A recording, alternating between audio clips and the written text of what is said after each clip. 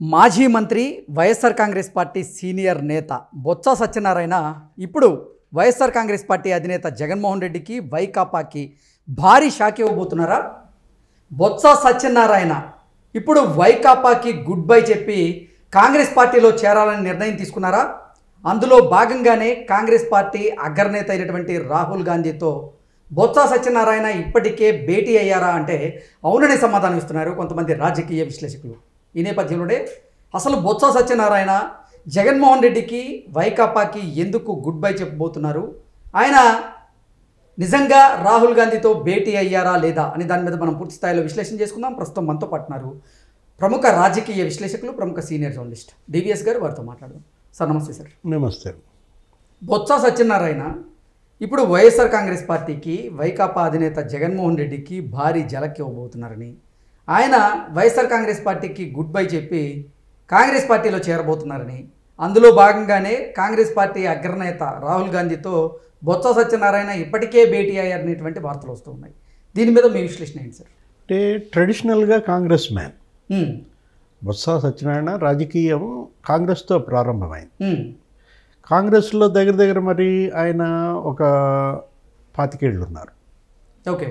అంటే ఇప్పుడు ఆయన 3.5 దశాబ్దాల రాజకీయం, 35 ఏళ్ళ ఆయన రాజకీయ చరిత్రలో ఇప్పుడు ఈ వైఎస్ఆర్ కాంగ్రెస్ పార్టీలో చేరిందన్నాళ్ళు 10 ఏళ్ళు. ఇందులో ఉన్నది 1 దశాబ్దమే. అంటే ఒకటి నిజంగా బొత్స సత్యనారాయణ కనుక కాంగ్రెస్లో చేరితే అది బిగ్ జోల్ట్. ఇది వైసీపీకి, జగన్మోహన్ రెడ్డికి ప్రస్తుత పరిస్థితుల్లో. ఇప్పుడు అతను మరి రాహుల్ గాంధీతో కలిశాడా, ప్రియాంకతో కలిశాడా? ఎందుకంటే పాత కాపే.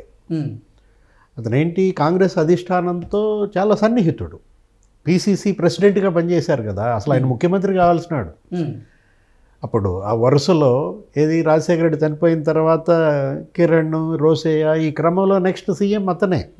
అసలు కిరణ్ కన్నా ముందు నాకు సీఎం ఇవ్వమన్నాడు.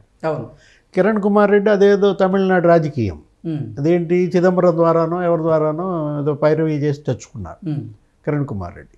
ఇక్కడ బొత్స సత్యనారాయణ ఏది ఆయన మరి ఒకడు కాదు, అది ప్యాకేజ్. అంటే ప్యాకేజ్ అంటే మళ్ళీ నువ్వు ఫ్యామిలీ ప్యాకేజ్ అంటావు. ఇది ఇప్పుడు ఆయనతో పాటు ఒక 5-6 సీట్లు ఇవ్వాలి. బొత్స సత్యనారాయణ తమ్ముడు ఏదో అప్పలనాయుడనో లేకపోతే మజ్జి శ్రీనివాసరావు ఏది అక్కడ జడ్పీ చైర్మన్గా చేసిన అతను, ఆయన భార్య బొత్స ఝాన్సీ లక్ష్మి, వీళ్ళందరికీ మరి ఫ్యామిలీ ప్యాకేజ్ కూడా సిద్ధమే. ఏది కాంగ్రెస్ పార్టీలో మరి ఆల్రెడీ గతంలో ఉన్న బెర్తలే కదా, ఇప్పుడేం కొత్తగా ఈయన కోసం వేసే కుర్చీలు కాదు. ఈ కుర్చీలన్నీ అలాగే. తెలుగుదేశంలోకి వెళ్ళలేడు. జనసేన మరి మొఖం చెల్లదు. నిజం చెప్పాలంటే జనసేన మరి ప్రజారాజ్యం పిఆర్పితో కూడా ఈయన సన్నిహితుడే. చిరంజీవికి బాగా క్లోజ్ అయ్యి. అసలు నీకు చిరంజీవి పవన్ కళ్యాణ్ ఏముంది, అసలు నీకు బండ్ల గణేష్ తెలుసు కదా, అది మరి మామూలు బంధం కాదు. ఏది బండ్ల గణేష్ బొత్స సత్యనారాయణ బంధం నేను ఎలా చెప్పమంటావు, ఏమని చెప్పమంటావు?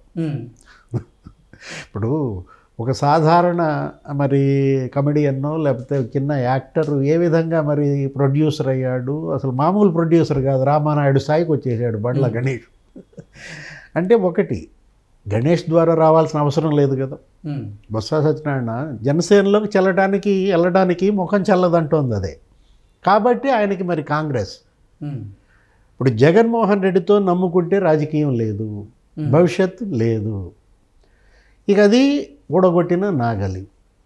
ఏది ఇప్పుడు అతనేమో రాజీ పడే మనిషి కాదు. ఇప్పుడు బీజేపీతో సఖ్యతగా ఉన్నాడో తెలియదు, దూరం జరిగాడో తెలియదు. ఆ దొంగ స్నేహం ఏది దత్తపుత్రుడని షర్మిల తిడుతోంది. అసలు ఇప్పుడు ఈ చర్చ నువ్వు ఇవాళ ఎందుకు పెట్టావు? కారణం ఒకటే, నిన్న షర్మిల ఈయన కలిశారా? ఇప్పుడు నిన్న అమరావతిలో విశాఖ స్టీల్ ప్లాంట్ మీద రౌండ్ టేబుల్ కాన్ఫరెన్స్ పెట్టారు. ఆ రౌండ్ టేబుల్ కాన్ఫరెన్స్కి బొత్స సత్యనారాయణ వచ్చారు. అదే సిపిఐ రామకృష్ణ వీళ్ళందరూ ఉన్నారు. షర్మిల అటెండ్ అయింది. ఆమె పిసిసి అధ్యక్షురాలుగా షర్మిల వస్తే మరి ఈయన లేచి నుంచుని అమ్మ బాగున్నావా రా ఇక్కడ కూర్చొని పక్కన కూర్చోబెట్టుకున్నాడు.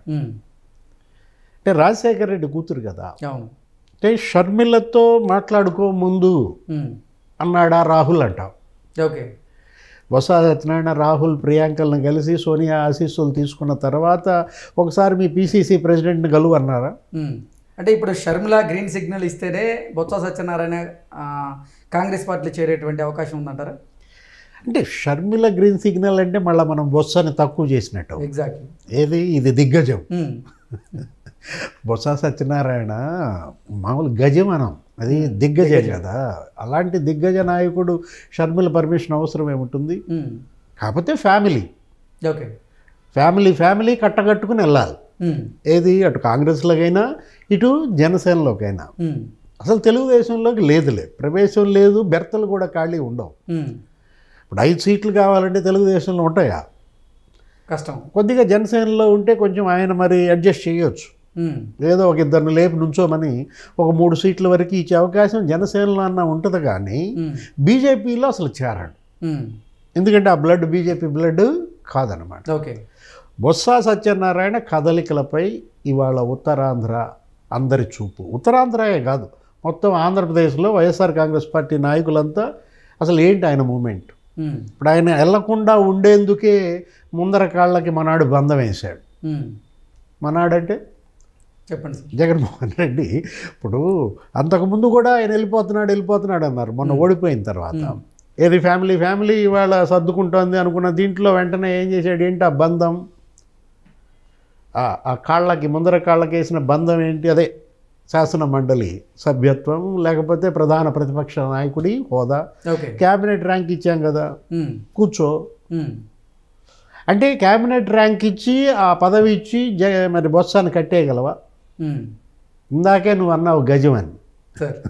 ఇప్పుడు దిగ్గజం గజం చిన్న తాళ్ళ కాగుద్దా? తెంచేసుకుంటాడా? ఓకే. తెంచుకుని వాళ్ళు మొత్తం ఫ్యామిలీ కాంగ్రెస్లో చేరుతున్నారా అంటే భవిష్యత్ ఏ పార్టీకి ఉంది? ఆంధ్రప్రదేశ్లో జగన్మోహన్ రెడ్డి వాళ్ళ ఏ ఆందోళన పిలిపించినా ఫెయిల్ అవుతున్నారు. ఓకే. నిన్నగాక మొన్న అన్నదాత పోరు అన్నారు, అది కాస్త అన్నదాతపై పోరు అయింది. అన్నదాత పోరు కాదు, అన్నదాతపై పోరుగా మారిందనమాట. అటు యువత పోరను, కరెంటు పోరను అన్నీ ఫెయిల్ అయినటువంటి దీంట్లో ఒక ఫెయిల్యూర్ లీడర్గా ఫెయిల్యూర్ పార్టీలో ఇతను ఉంటాడా? లేదు, తన కుటుంబ భవిష్యత్. జగన్ ఆయన బొత్స భవిష్యత్ అంటే ఆయనకు ఆల్రెడీ 70 వచ్చినాయి, ఇప్పుడు 67 70 ఉంటాయి. ఆయన ఝాన్సీ లక్ష్మి ఇంకొక టర్మ్ చేస్తే చేస్తారు. అది కాదు కదా, ఇంకా వాళ్ళ పిల్లలు ఉన్నారు, కొడుకు కూతురు రాజకీయాలకు వస్తారో రారో తెలియదు. రేపొద్దున వాళ్ళ అరంగేట్రం ఉంటుంది. రాబోయే ఎన్నికల్లో ఇప్పుడు తమ్ముడు, మేనలుడు, ఇంకా బావమరిది, ఇప్పుడు భార్య, ఆయన, వీళ్ళతో పాటు ఇంకో 2 సీట్లు కావాలి. కొడుకు కూతురు, లేకపోతే వాళ్ళ అమ్మ కూడా సాక్రిఫైస్ చెయ్యొచ్చు. ఇప్పుడు యాక్చువల్గా ఈయన రాజకీయం ఎలా ప్రారంభమైంది? నీకు పిఏసిఎస్ ప్రాథమిక సహకార సంఘాల నుంచి వచ్చాడు. ఇప్పుడు అక్కడ ఏంటి, కేంద్ర సహకార బ్యాంకు చైర్మన్గా 2 ఏళ్ళు 2 టర్మ్స్ చేశాడు. ఇప్పుడు ఎంపీగా కూడా ఎప్పుడు 96లోనే కంటెస్ట్ చేశాడు. బొబ్బిలి ఓడిపోయాడు, తర్వాత మళ్ళీ గెలిచాడు బొబ్బిలి ఎంపీగా. అటు లోక్సభ సభ్యుడిగా భార్యాభర్తలు ఇద్దరు ఉన్నారు. ఝాన్సీ లక్ష్మి కూడా పనిచేసింది బొత్స. మరి అసెంబ్లీకి 2 సార్లు ఓడిపోయాడు, ఒక 3 సార్లు గెలిచాడు Cheepurupalli assembly. What next Botsa Satyanarayana package ఏంటి? ఏ పార్టీ ఇస్తుంది? ఇప్పుడు కొడుకు కూతురికి సీట్లు కూడా ఇవ్వడానికి కాంగ్రెస్ పార్టీ అయితే నో ప్రాబ్లం, ఎన్ని బెర్తలు కావాలంటే అన్ని బెర్తలు తీసుకోవడమని రాహుల్ ప్రియాంక చెప్తారు. కాంగ్రెస్ మ్యాన్ 25 ఏళ్ళు అందులో ఉన్నాడు కదా, ఇదంతా 10 ఏళ్లే కదా. తలాక్. ఓకే. ఇప్పుడు వైసీపీకి వాళ్ళ తలాక్ చెప్పడానికి Botsa Satyanarayana ready. Okay sir, thank you so much.